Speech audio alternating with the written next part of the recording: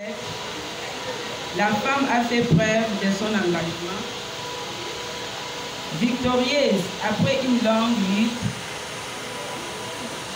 a coûté cher la vie de cette dernière à cause de l'injustice faite contre elle. Aujourd'hui, la femme occupe une place très importante dans la société, actrice socio-économique et culturelle. Bref, actrice du développement.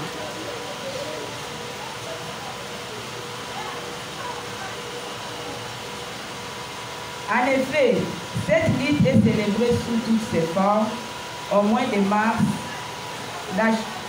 de chaque mois à travers le monde entier. C'est pourquoi, dans la Fondation Riche-Clair, nous engageons celle-ci à garder ce bel élan, d'être engagée et arrangée comme un seul homme, celle-ci dans l'unité pour la promotion de sa dignité. Vous êtes sans savoir que la femme reconnaît ses droits et ses devoirs.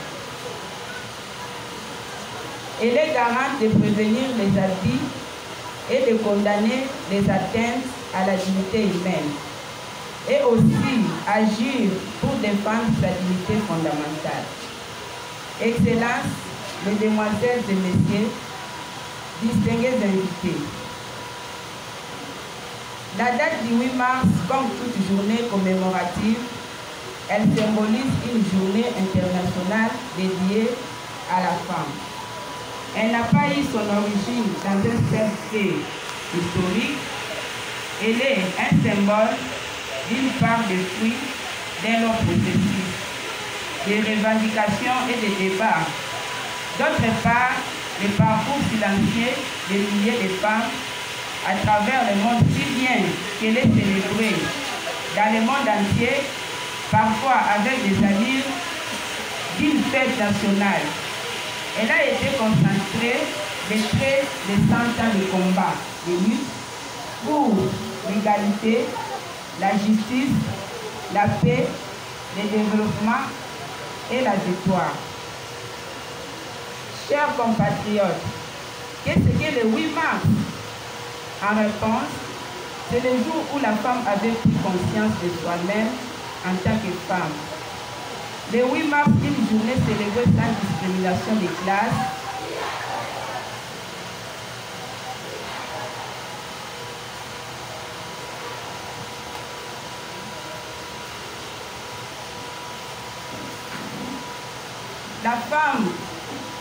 Les femmes de toutes les nations du monde étaient vêtues selon la coutume.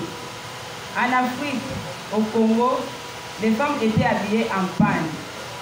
C'est pourquoi il a été recommandé que cet habillement devait rester comme modèle à l'accoutrement africain.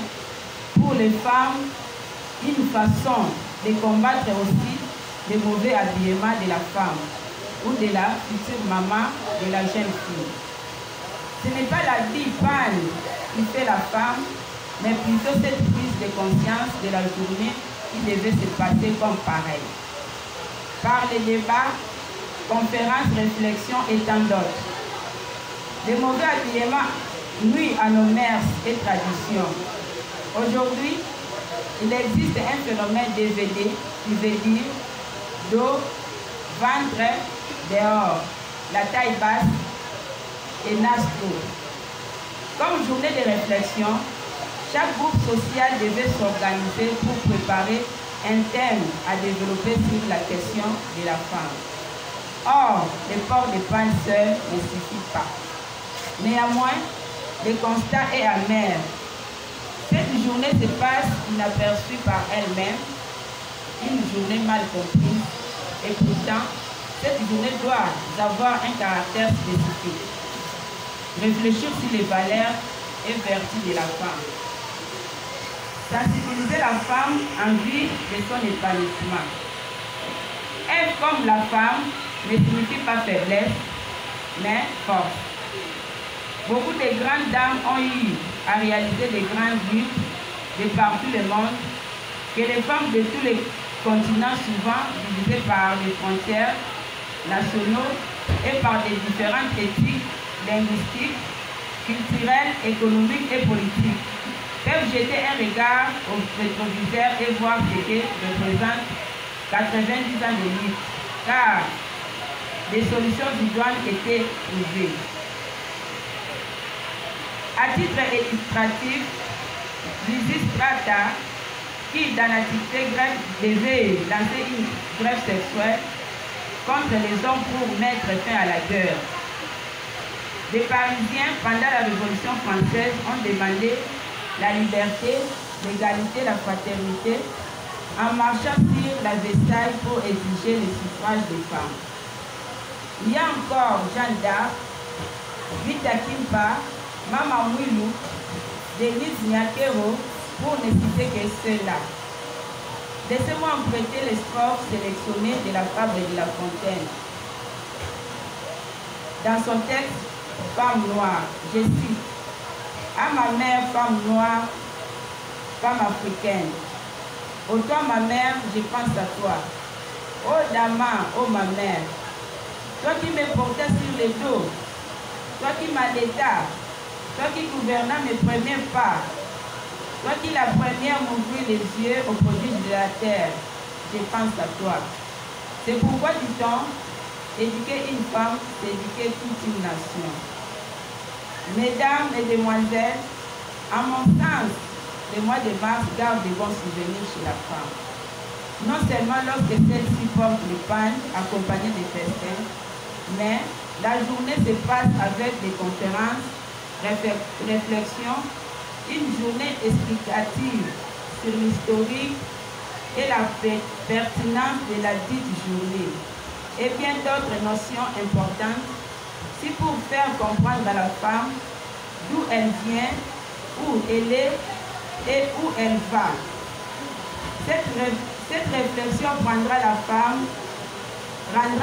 entrepreneur et engagée dans la lutte et leadership, car, dit-on, un parcours sans histoire serait une trajectoire sans histoire culturelle. Enfin, mesdames et messieurs, distingués invités, je profite du haut de cette tribune pour lancer un vibrant appel aux femmes du monde entier, de l'Afrique en général, de la RDC en particulier, de se tenir dans la main dans la main, afin de développer le monde et l'Afrique à travers la République démocratique du Congo, en autonomisant les femmes et filles dans le contexte de lutte contre les changements climatiques et la réduction des risques de catastrophes. Car une femme sage bâtit sa patrie, que vive la République démocratique du Congo et que Dieu vous bénisse. Je vous remercie.